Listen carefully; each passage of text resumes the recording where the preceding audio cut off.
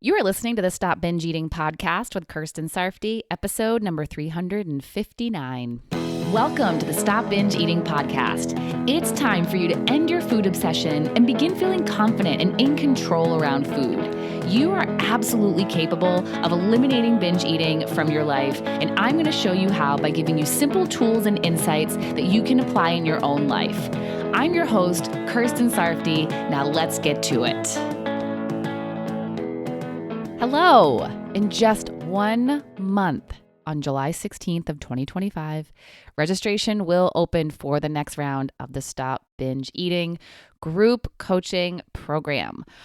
Although joining at any time of the year will have its benefits, one of the main benefits of joining at this time is that you will still be in the program through what is considered to be the holiday season for most people. Before you even go into the season, you'll be improving your eating, thinking about food less, and feeling better. And then as you prepare for and go through Thanksgiving, Christmas, New Year's, and anything else you're celebrating, you'll be able to get help.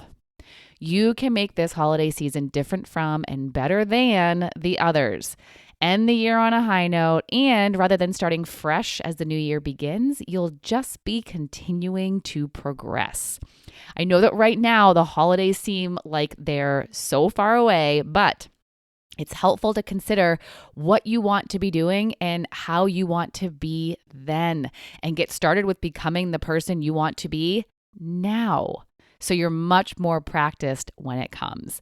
But regardless of what's coming months from now, consider what you want now. Do you want to keep doing what you're doing or do something different? This program can help you to do something different, up-level yourself, and likely make progress faster than you would on your own. It can be so much easier to get where you want to be when you have help versus when you do it on your own. So if you want more, if you want to be further along, if you want to stop binge eating sooner, then come work with me in the program. You can get all the info about the program by going to coachkir.com/group, coachkir.com/group.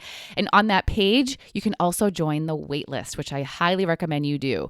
I'm going to be offering 2 time-sensitive bonuses, and the waitlist will be the first to know about them. So get on that waitlist so you don't miss out. And if you have any questions that aren't answered on that webpage, you can email them to info@coachkir.com.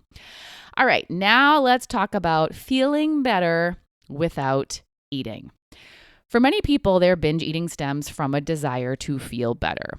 When they feel uncomfortable emotions, they want to feel better so badly, and they want it quickly. And they think eating is the way to do that. And what can happen is that the more intense their emotions are, the higher quantity they desire to eat. And they think the longer they eat, the longer they get to feel good. So they keep eating to keep feeling good. And as you know, the more you eat, the worse you'll feel afterward.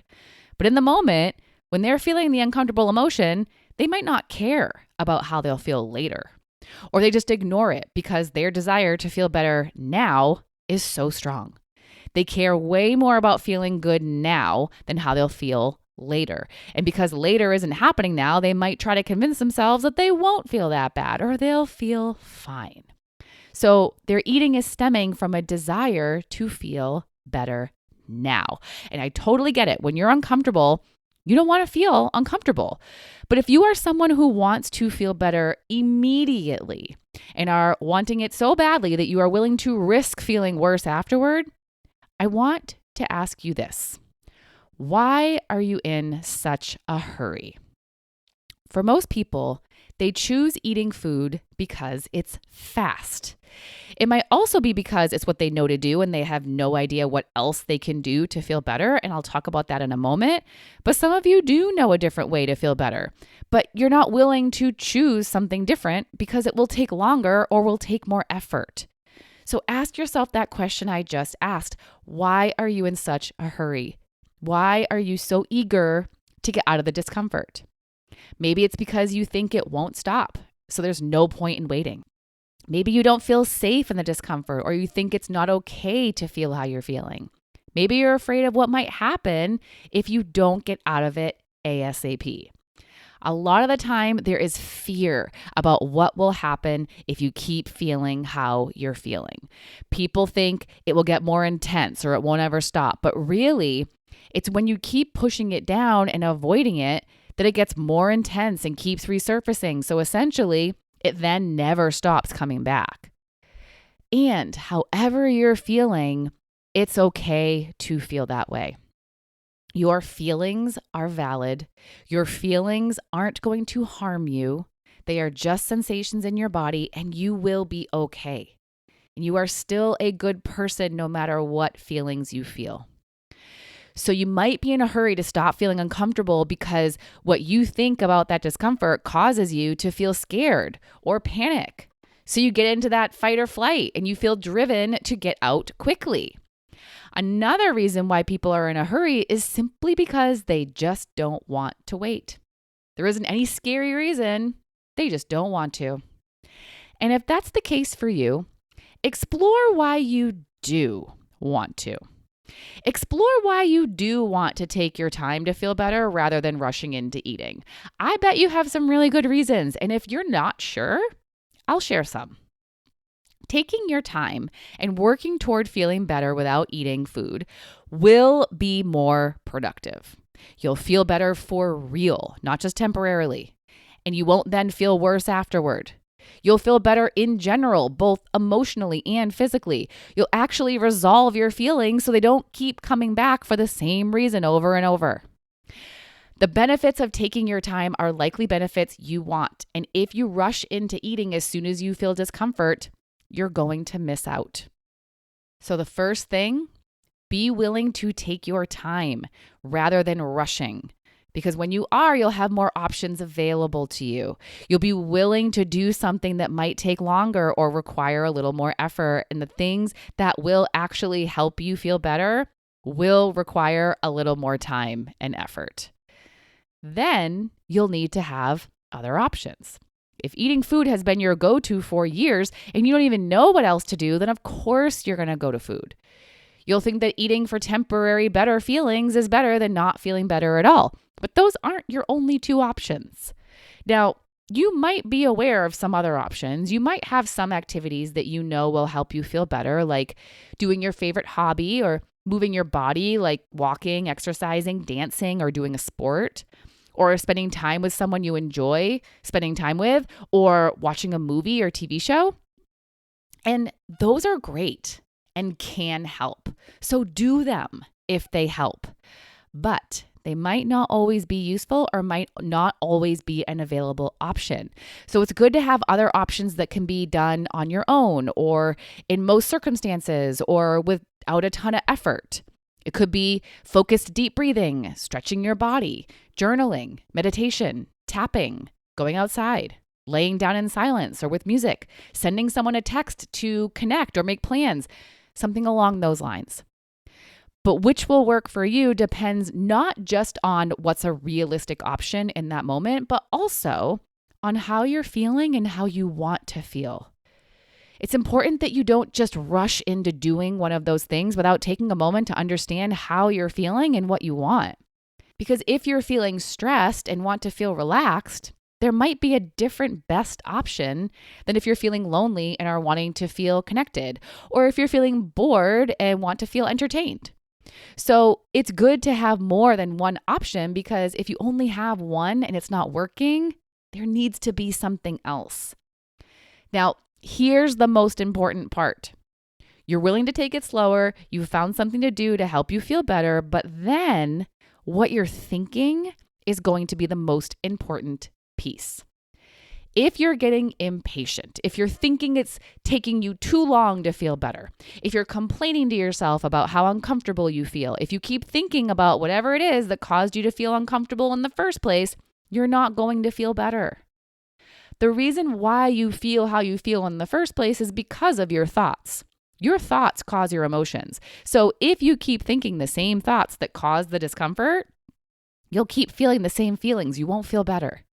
And if you keep thinking negatively about the discomfort, you're going to keep feeling negatively. So if you want to feel better, you need to think in a way that will help you to feel better. That means you're being accepting of the uncomfortable emotion. You're being accepting of the amount of time that you feel it. And you're telling yourself things like, I'm okay. I'll be okay. This will pass. This is temporary. And this is just how I'm feeling now. You can already begin to feel better just by being accepting and encouraging with yourself as you feel that uncomfortable emotion. But then you also need to work on the thoughts that caused you to feel the uncomfortable emotion in the first place. You're feeling stressed, not because of all the things you have going on or things you have to do, but because of how you're thinking about them. Someone else could have your exact same circumstances and not feel as stressed as you because they're thinking about them differently. You're feeling lonely not because you're alone, but because of what you're thinking about being alone. This is why sometimes you might feel content when you're alone and sometimes you might feel lonely.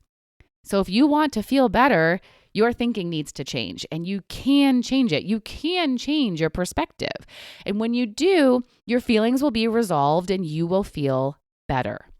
A change in perspective will change how you feel. That's how you truly feel better. You understand what you're thinking now and why. You acknowledge how it's making you feel. And you explore other ways of looking at your circumstances, at what happened or the future, ways that will help you to feel better. And I actually did an episode about changing your thoughts. It's number 266, titled How to Change Your Thoughts. If you want a more detailed explanation for how to change your thoughts, check that out. But essentially, you're taking the time to work on the cause of your emotions rather than just ignoring them or pushing them away. So now you're going to combine it all together. You're going to be willing to take your time, do something that will help, that won't result in you feeling worse afterward, and work on changing what you're thinking that caused you to feel the emotion. There's always another way to think. And to be clear, the other way might not be super positive or positive at all. It might just be neutral or less negative, but it's still better than before. The goal isn't always to feel positive. Better can just mean neutral. And that's a great goal to have sometimes. It's like when I'm working with people on their body image, being positive isn't always realistic, but being neutral is, and that's better than negative. Or with binging, you don't have to feel happy about having just binged. You can be more neutral about it. Having compassion for yourself, forgiving yourself, encouraging yourself, and getting curious about why it happened so you can learn something from it. That's going to be a whole lot better than feeling ashamed, guilty, despair, or hopeless. So you can feel emotionally better without eating one bite of food. Eating food isn't the only way.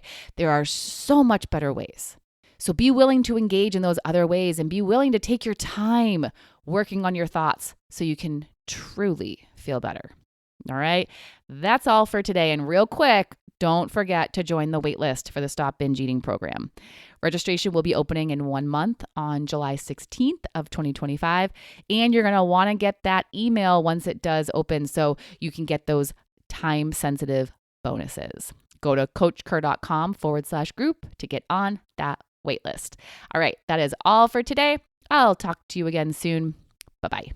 Thank you for listening to the Stop Binge Eating podcast. If you like what you heard today and you want more, go to coachker.com/free. That's COACHKIR.com/free to get some awesome free stuff to help you stop binge eating.